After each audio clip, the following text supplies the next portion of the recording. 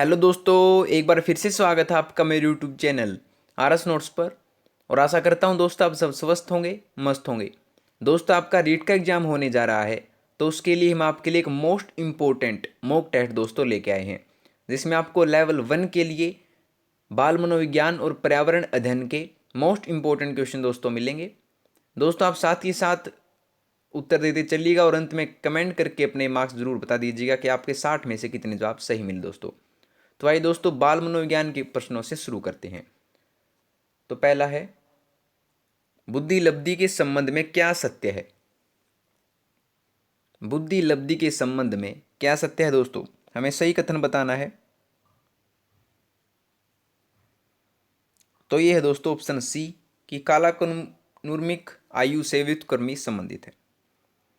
ठीक है, यानी कि जो बुद्धि लब्धि होती है दोस्तों, आईक्यू होता है जो, वो किसके व्युत्क्रमानुपाती होता है? ये होता है दोस्तों कालानुक्रमिक आयु के।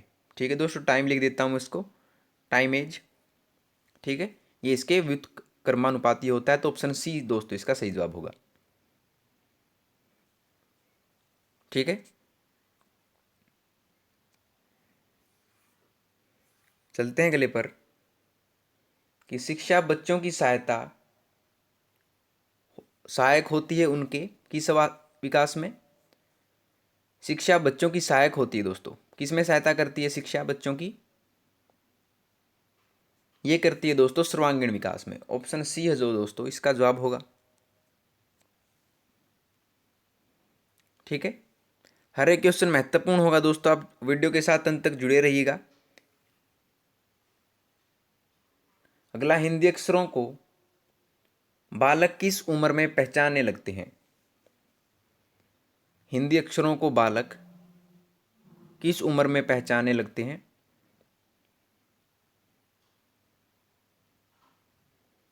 तो ये लगते हैं दोस्तों 5 वर्ष की आयु में। ऑप्शन सी है जो दोस्तों इसका जवाब होगा। ठीक है,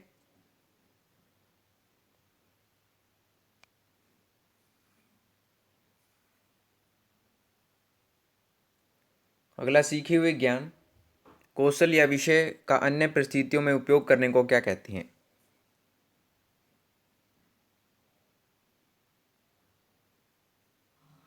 तो उसे हम कहेंगे दोस्तों सीखने का स्थानांतरण। Option B.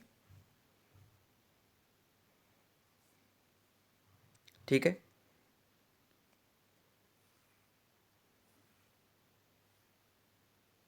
अगला, सीखने की प्रक्रिया में सीखने का स्थानांतरण कैसे हो सकता है? मोस्ट इंपोर्टेंट क्वेश्चन है, सीखने की प्रक्रिया में सीखने का स्थानांतरण कैसे हो सकता है?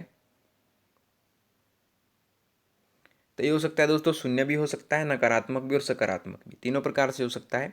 तो उपरोक्त सभी, ऑप्शन डी जो दोस्तों इसका जवाब होगा।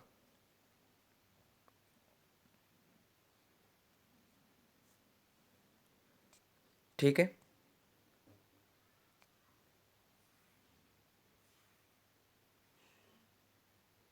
अगला, अधिगमकर्ता का स्वनियमन का क्या अर्थ है?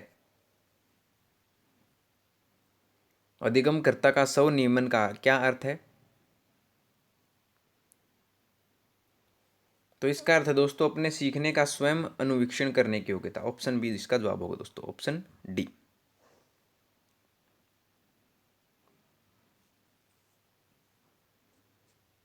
ठीक है,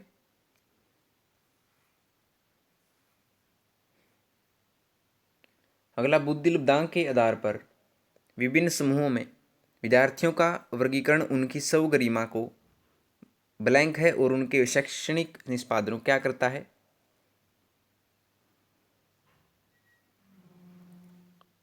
तो ये दोस्तों उनकी स्वगरिमा को तो क्या करता है?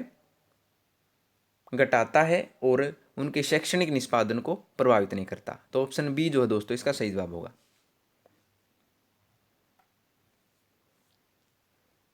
ठीक है दोस्तों, अगले पे चलते हैं कि मनोवैज्ञानिक प्रयोग का प्रमुख उद्देश्य क्या होता है? मनोवैज्ञानिक प्रयोग का प्रमुख उद्देश्य क्या होता है?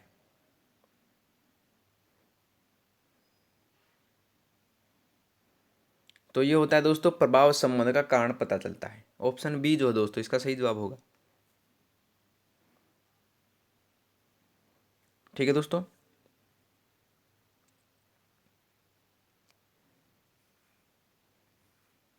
अगला देखिए कि निम्न में से कौन सा शोध का चरण शोध को क्रियात्मक अनुसंधान बनाता है।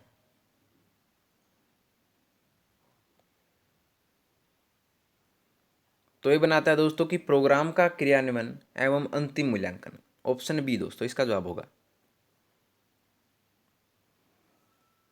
ठीक है। अगला देखते हैं, चलते हैं अगले पर कि बाल विकास से तात्पर्य ब्लैंक और ब्लैंक परिवर्तनों से है जो जन्म और किशोरावस्था के अंत के बीच होते हैं। तो क्या आएगा दोस्तों इनमें, जो बाल विकास से तात्पर्य जो है दोस्तों वो जैविक, मनोवैज्ञानिक और भावनात्मक परिवर्तनों से है। ऑप्शन ए जो है दोस्तों इसका सही जवाब होगा।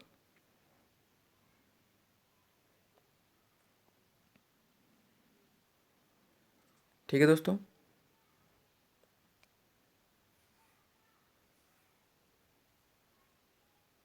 अगला वह विशेषता जो कि संयोगात्मक स्थिति की सीमा में नहीं है उसे क्या कहेंगे। वह विशेषता जो कि संयोगात्मक स्थिति की सीमा में नहीं है तो वो है दोस्तों शिक्षक केंद्रित। ऑप्शन डी जो है दोस्तों इसका सही जवाब होगा। ठीक है।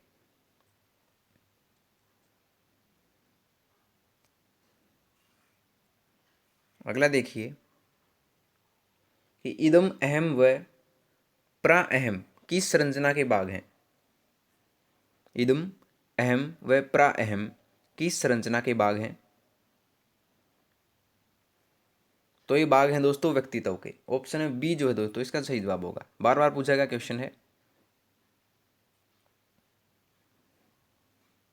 ठीक है। चलते हैं अगले पर कि निष्पत्ति लब्धि यानी एक क्यू लेवल जो होता है दोस्तों, ए क्यू लेवल से मतलब है अचीवमेंट क्यूशेंट, निष्पत्ति लब्धि कहते हैं इसको हिंदी में दोस्तों। तो इसका हमें सूत्र बताना है, क्या होगा इसका सूत्र।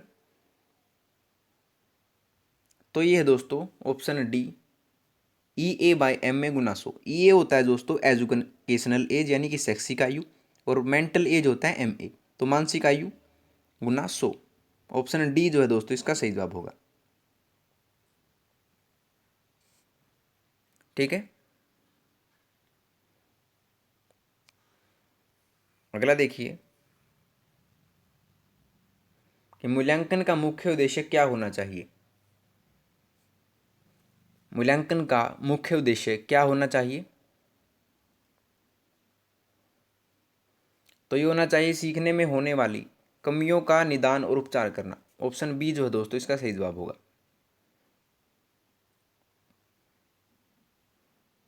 ठीक है।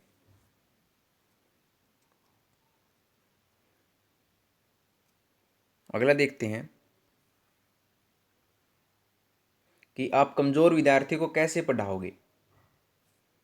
आप कमजोर विद्यार्थी को कैसे पढ़ाओगे।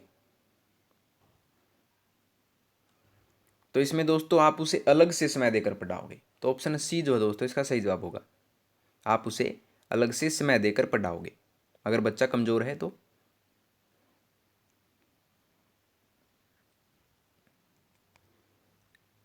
ठीक है। अगला सीखने के लिए मूल्यांकन दोनों का उपयोग कर सकते हैं। सीखने के लिए मूल्यांकन दोनों का उपयोग कर सकते हैं, किसको जानने में, क्या करने में। ये दोस्तों बच्चे की सीखने की ज़रूरतों को जानने में और तदनुसार शिक्षण रणनीति का चयन करने में सीखने का मूल्यांकन दोनों का उपयोग कर सकते हैं। तो ऑप्शन बी जो है दोस्तों इसका सही जवाब होगा।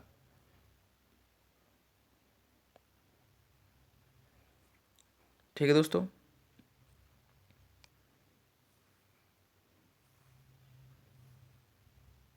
अगला विशिष्ट बालकों की शिक्षा हेतु शिक्षक को ध्यान किस पर देना चाहिए। तो ये ध्यान देना चाहिए दोस्तों व्यक्तिगत आवश्यकताओं पर। ऑप्शन सी जो है दोस्तों इसका सही जवाब होगा।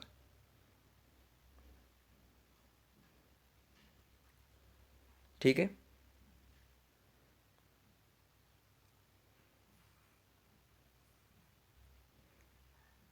अगला, जब कोई बच्चा किसी शब्द का गलत उच्चारण करता है तो आप क्या करेंगे? जब कोई बच्चा किसी शब्द का गलत उच्चारण करता है तो दोस्तों हम शुद्ध उच्चारण बताएंगे। ऑप्शन बी जो है दोस्तों इसका सही जवाब होगा। ठीक है, उसे शुद्ध उच्चारण बताएंगे।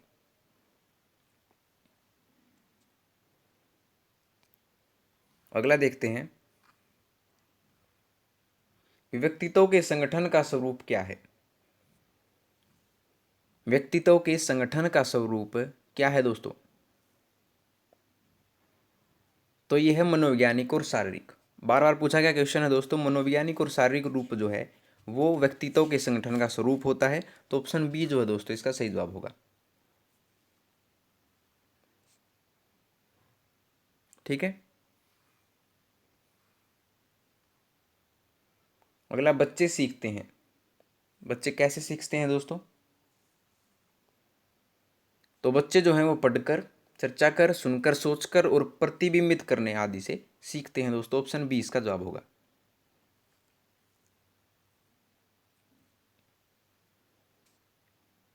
ठीक है दोस्तों।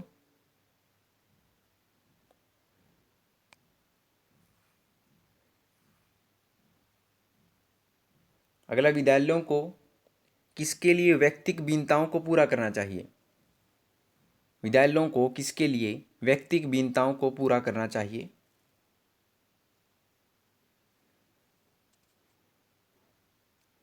तो ये पूरा करना चाहिए दोस्तों ऑप्शन डी, यह समझने के लिए कि क्यों शिक्षार्थी सीखने के योग्य या अयोग्य है। तो ऑप्शन डी जो है दोस्तों इसका सही जवाब होगा।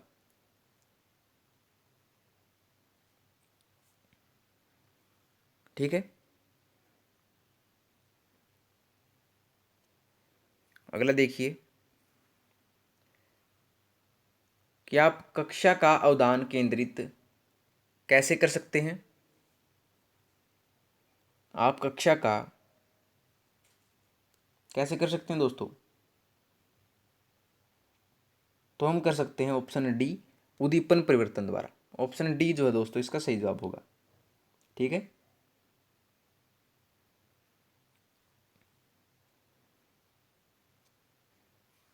अगला देखिए कि खालिस्तान को अनुप्रेरित शिक्षण के एक संकेत के रूप में विवेचित किया जाता है। कैसे? खालिस्तान को अनुप्रेरित शिक्षण के एक संकेत के रूप में विवेचित किया जाता है। तो ये किया जाता है दोस्तों विद्यार्थियों द्वारा प्रश्न पूछ के। ऑप्शन सी जो है दोस्तों इसका सही जवाब होगा।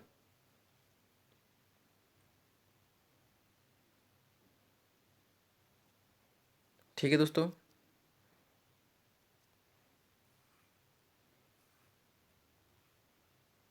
अगला, निम्नलिखित में से कौन सा रचनात्मक आकलन के लिए उचित उपकरण नहीं है? निम्नलिखित में से कौन सा रचनात्मक आकलन के लिए उचित उपकरण नहीं है? तो ये नहीं है दोस्तों स्तर परीक्षा। तो ऑप्शन ए जो है दोस्तों इसका सही जवाब होगा।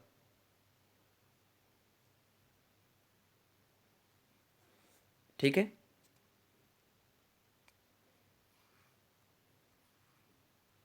अगला देखते हैं कि शिक्षा का अधिकार अधिनियम 2009 में निर्दिष्ट किया गया है कि कक्षा 1 से कक्षा 5 तक यदि प्रवेश दिए गए विद्यार्थियों की संख्या 200 से अधिक है तो विद्यार्थी अध्यापक आवश्यक अनुपात क्या होगा? दोस्तों मोस्ट इंपोर्टेंट क्वेश्चन है। तो कितना होगा दोस्तों विद्यार्थी अध्यापक अनुपात? तो ये होगा दोस्तों 40 का, यानी 40 विद्यार्थी और एक अध्यापक उन पर। तो ऑप्शन बी जो है दोस्तों इसका सही जवाब होगा।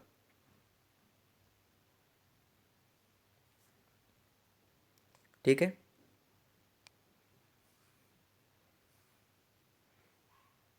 अगला, अधिगम का व्यवहारिक सिद्धांत निम्न में से कौन सा है? व्यवहारिक सिद्धांत हमें बताना है दोस्तों अधिगम का।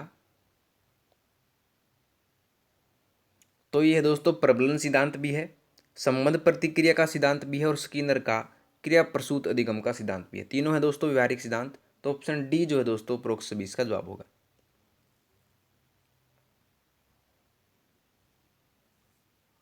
ठीक है दोस्तों।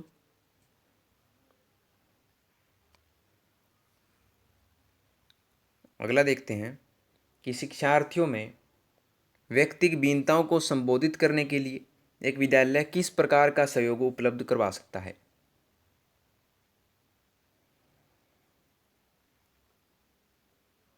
तो ये करवा सकता है दोस्तों बाल केंद्रित पाठ्यचर्या का पालन करना और शिक्षार्थियों को सीखने के अनेक अवसर उपलब्ध कराना।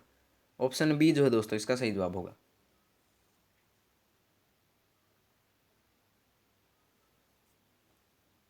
ठीक है। अगला देखते हैं कि राजेश सती लोलुप पाठक है। वह अपने कोर्स की पुस्तकें पढ़ने के अतिरिक्त प्राय पुस्तकालय जाता है और विभिन्न प्रकरणों पर पुस्तकें पढ़ता है।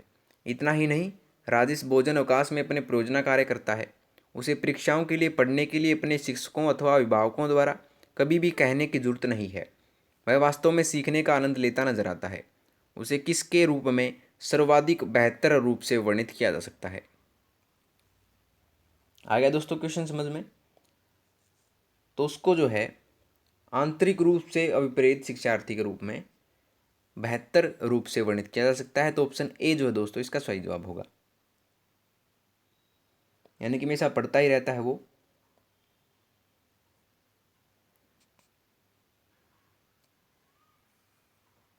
अगला है कि कमजोर वर्ग के बालक से तात्पर्य क्या है। कमजोर वर्ग के बालक से तात्पर्य क्या है दोस्तों।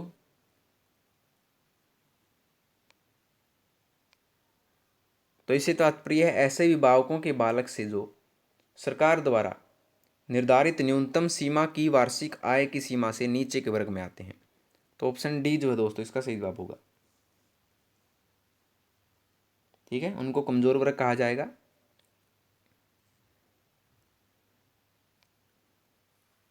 अगला देखिए, एक बच्चा कक्षा में प्रश्न पूछता है। उचित रूप से इसका अर्थ है कि इसका अर्थ क्या होगा दोस्तों। इसका अर्थ है कि वह अधिक जिज्ञासु है। ऑप्शन बी जो है दोस्तों इसका सही जवाब होगा।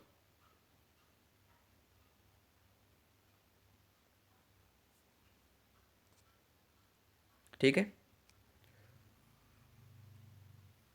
अब हम आते हैं दोस्तों पर्यावरण अध्ययन के प्रश्नों पर। देखते हैं पहला, विद्यालय में मिड डे मील के समय के लिए कौन सा सबसे प्रासंगिक है। विद्यालय में मिड डे मील के समय के लिए कौन सा सबसे प्रासंगिक है। तो सबसे प्रासंगिक है दोस्तों कि यह ईवीएस शिक्षण अधिगम के लिए एक अच्छा शिक्षण अधिगम का अवसर है। तो ऑप्शन डी जो है दोस्तों इसका सही जवाब होगा।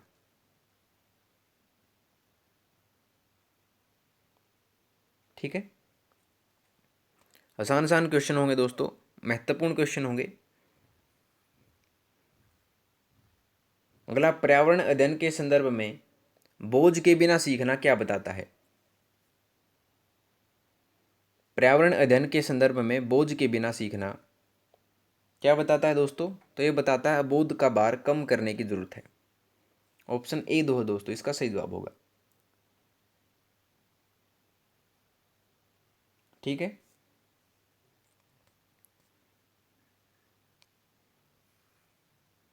अगला देखते हैं कि ईवीएस कक्षा में समूह में सीखना क्या क्या उद्देश्य है।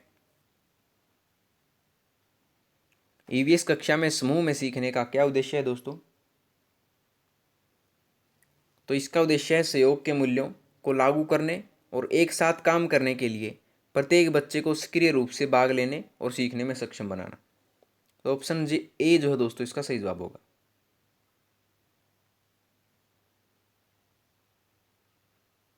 ठीक है, याद रखिए।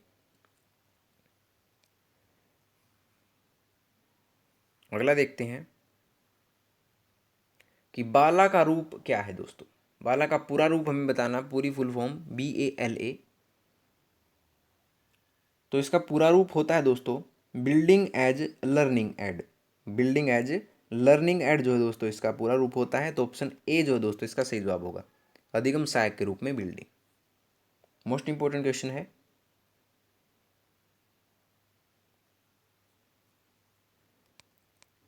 ठीक है।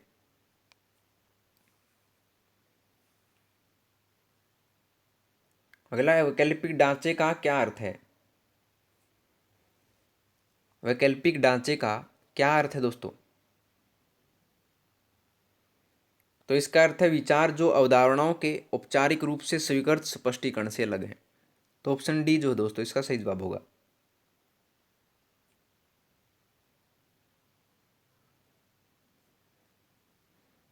ठीक है दोस्तों।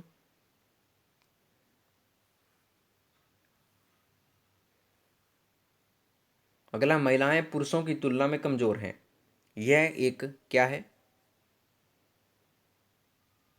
तो यह दोस्तों एक मिथक है। ऑप्शन सी इसका जवाब होगा दोस्तों।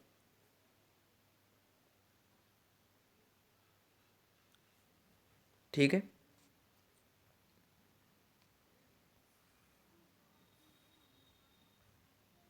अगला, किस राष्ट्रीय पाठ्यचर्या फ्रेमवर्क एनसीएफ ने प्राथमिक स्तर पर एक एकीकृत पाठ्यचर्या क्षेत्र के रूप में पढ़ाए जाने के लिए पर्यावरण अध्ययन की सिफारिश की।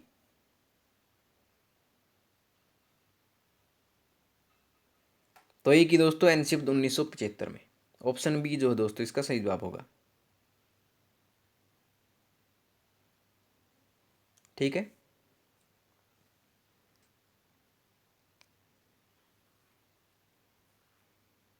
अगला देखते हैं कि सुषमा चाहती है कि उसके छात्रों को पेड़ों के संरक्षण के लिए संवेदनशील बनाया जाए। निम्नलिखित में से कौन सी ऐसा करने की सबसे उपयुक्त रणनीति है। तो सबसे उपयुक्त रणनीति होगी दोस्तों कि बच्चों को एक पौधे को अपनाने और पोषित करने में मदद करना। ऑप्शन बी जो दोस्तों इसका सही जवाब होगा।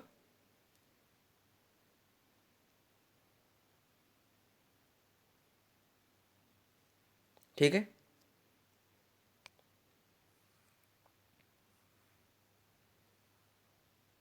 अगला है ओखला हेडवर्क्स जो दिल्ली में है से निकाली गई गुड़गांव नहर से राज्य के किन क्षेत्रों में सिंचाई हेतु जल उपलब्ध होता है।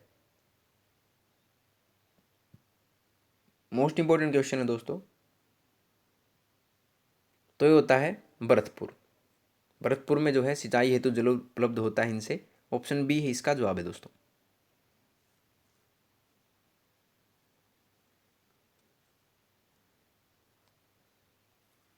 अगला देखते हैं, प्रमुख संसाधन जो स्थल पर जीवन का निर्धारण करता है, कौन है।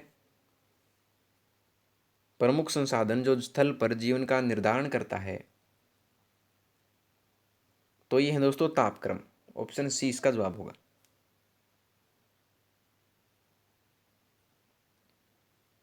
ठीक है दोस्तों। अगला देखिए कि निम्न में से कौन सा राज्य गंगा कार्य परियोजना द्वितीय चरण में सम्मिलित नहीं है।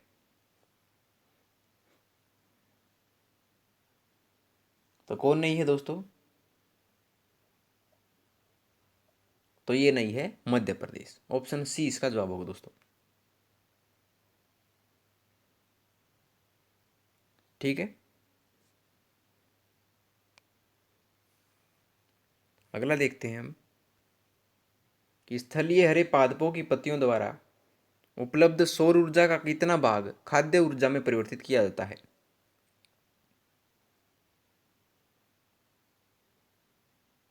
तो ये किया जाता है दोस्तों लगभग 10%। ऑप्शन बी इसका जवाब होगा।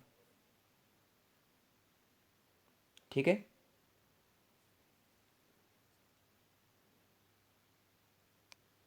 अगला देखते हैं कि जल में किस रोगजनक सूक्ष्म जीव की उपस्थिति संदूषण की सूचक है।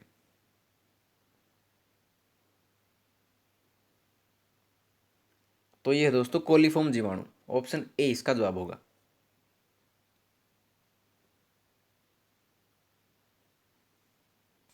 ठीक है दोस्तों।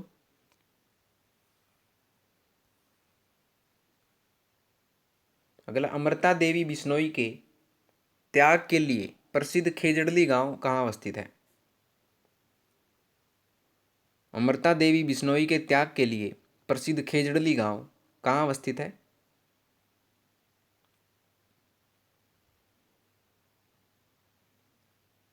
तो ये अवस्थित है दोस्तों वो जोधपुर में। ऑप्शन बी जो है दोस्तों इसका सही जवाब होगा।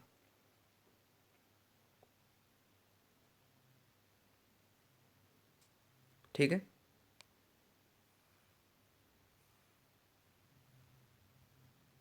अगला, राजस्थान जल क्षेत्र पुनः संरचना परियोजना हेतु वित्तीय सहायता किससे प्राप्त हो रही है?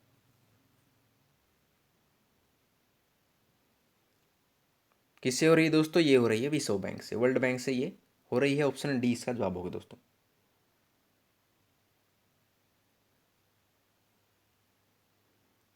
ठीक है।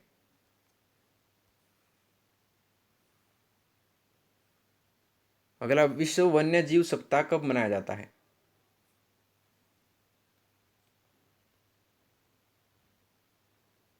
तो ये मनाया जाता है दोस्तों अक्टूबर के प्रथम सप्ताह में। ऑप्शन बी जो है सही जवाब होगा दोस्तों।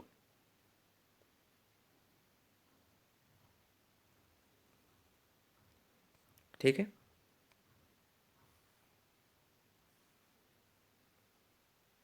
अगला, समोग क्या है? स्मोग क्या है दोस्तों? तो जो स्मोग है दोस्तों वो है कोहरा एवं धुएं का मिश्रण, यानी स्मोक, SMOKE प्लस फोग, यानी कि इसका SMO और इसका फोग दोस्तों। ठीक है, तो स्मोग हो गया, तो उसे कहते हैं कोहरा एवं धुएं का मिश्रण। ऑप्शन सी इसका जवाब होगा दोस्तों।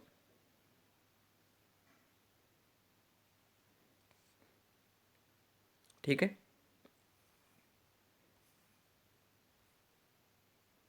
अगला, नाइट्रोजन स्थिरीकरण के विपरीत नाइट्रोजन चक्कर का भाग क्या है?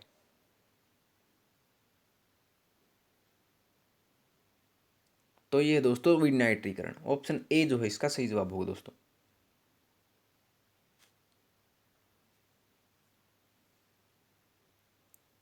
ठीक है।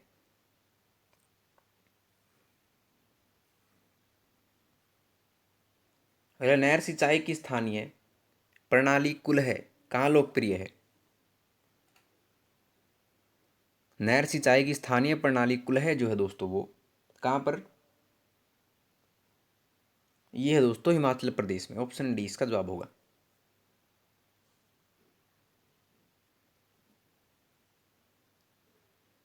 ठीक है दोस्तों। अगला, अपशिष्ट से मुक्ति पाने से संबंधित 3 R में सम्मिलित कौन सा नहीं है? तो सबसे पहला होता है दोस्तों रिड्यूस, यानी कि कम उपयोग, इसमें है दोस्तों। फिर होता है रीयूज, यानी कि पुनः उपयोग। फिर उसके बाद होता है दोस्तों रिसाइकल, यानी पुनः चक्रण। तीनों होते हैं दोस्तों, लेकिन जो पुनरुद्भवन होता है वो नहीं होता है। तो ऑप्शन सी जो है दोस्तों इसका सही जवाब होगा। ये 3 R में सम्मिलित नहीं है। ठीक है, रीजनरेशन जिसको कहा जाता है।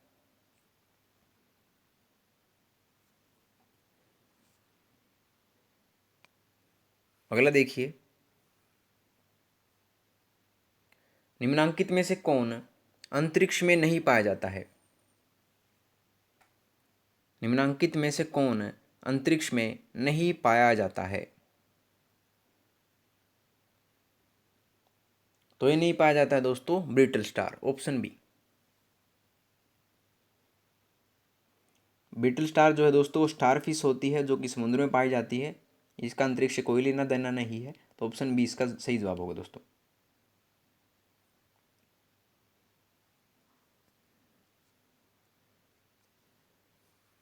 अगला देखिए कि निम्नलिखित में से कौन सा अजैव कारक नहीं है? तो अजैव कारक कौन सा नहीं है दोस्तों इनमें से? ये नहीं है अपघटक। ऑप्शन सी इसका जवाब होगा दोस्तों। ये जैव घटक है न कि अजैव घटक।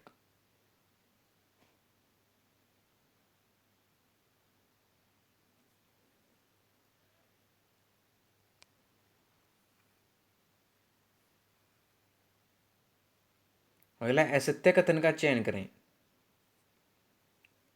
असत्य कथन कौन सा है दोस्तों, इनमें से सीधा आंसर बता दे रहे हैं, तो ऑप्शन सी जो है दोस्तों इसका सत्य कथन होगा, यानी कि वो यौन शरण में सीएफसी का प्रमुख योगदान है। ठीक है दोस्तों।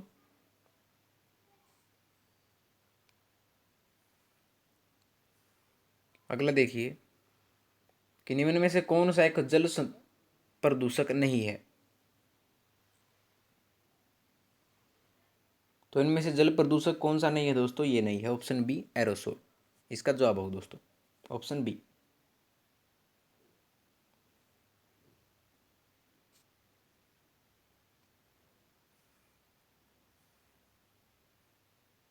अगला सीएफसी प्रमुख रूप से उत्तरदायी किसके लिए है। सीएफसी प्रमुख रूप से उत्तरदायी ये है दोस्तों ओजोन क्षरण के लिए, ऑप्शन ए जो है इसका सही जवाब होगा दोस्तों।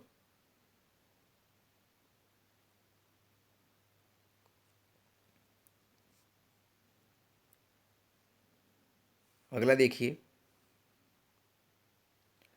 हमें सुमेलित करना है दोस्तों। एक तरफ हमें दे रखे हैं पराबैंगनी किरणें, जैव कीटनीय, डीडीटी, फास्फेट, जैववर्धन, सुपोषण, इमादता, बीओडी। इनको हमने इसमें सुमेलित करना है दोस्तों। देखिए क्या क्या हो सकता है।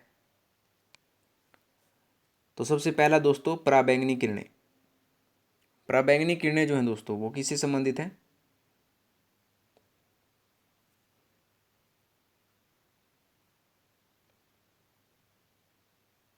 तो ये हैं दोस्तों हिमांतता से।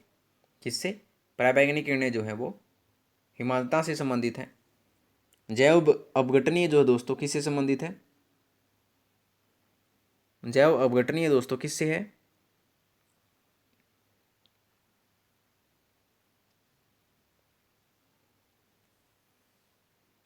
ये है दोस्तों हिमांतता से। ठीक है दोस्तों।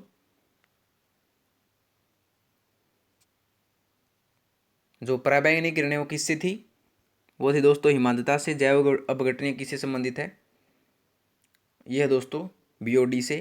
डीडीटी किससे संबंधित है, ये है दोस्तों जैव आवर्धन से। और बी डीडीटी और फास्फेट किससे संबंधित है, ये है दोस्तों सुपोषण से। तो ऑप्शन सी जो है दोस्तों इसका सही जवाब होगा, याद रखिए। ठीक है, ए का तीसरा, बी का चौथा, सी का पहला और डी का दूसरा दोस्तों। आसान सा क्वेश्चन था। अगले पे चलते हैं कि पृथ्वी की सतह के निकट मुख्य वायुमंडलीय परत कौन सी है। पृथ्वी की सतह के निकट मुख्य वायुमंडलीय परत दोस्तों ये है क्षोभ मंडल। ऑप्शन ए दो है दोस्तों इसका सही जवाब होगा।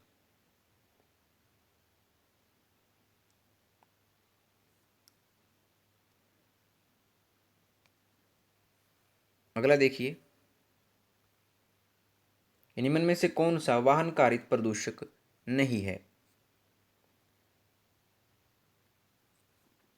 तो ये नहीं है दोस्तों ऑप्शन ए कणिकीय पदार्थ, ये प्रदूषण नहीं है दोस्तों, option A. Carbon monoxide, sulphur dioxide और कार्बन डाइऑक्साइड तीनों ही प्रदूषण के कारक हैं।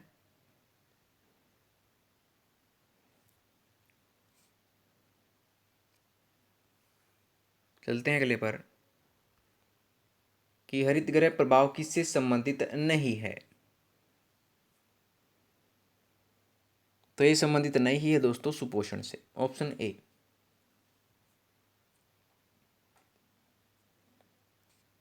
ठीक है, और अंतिम देखिए दोस्तों, वायु प्रदूषण के संदर्भ में असंगत को पहचाने। असंगत हमें पहचानना है दोस्तों, तो ये है सुपोषिता। सुपोषिता जो है वायु प्रदूषण के संदर्भ में संगत है दोस्तों। समोग, अम्ल वर्षा, निलंबित कण के पदार्थ तीनों ही दोस्तों वायु प्रदूषण के कारक हैं, लेकिन जो सुपोषिता है वो वायु प्रदूषण का कोई इसमें संबंध नहीं है। तो ऑप्शन ए इसका जवाब होगा दोस्तों। तो लीजिए दोस्तों, आपकी वीडियो होती है यहाँ पर कंप्लीट। अगर आपको वीडियो पसंद आई हो तो वीडियो को लाइक, शेयर, कमेंट करके जरूर बता दीजिएगा दोस्तों। और आप अपने नंबर जो है कमेंट करके जरूर बता दीजिएगा कि आपके 60 में से कितने जवाब सही मिले। तो मिलते हैं आपसे अगली वीडियो में नए रोचक प्रश्नों के साथ। तब तक के लिए धन्यवाद दोस्तों।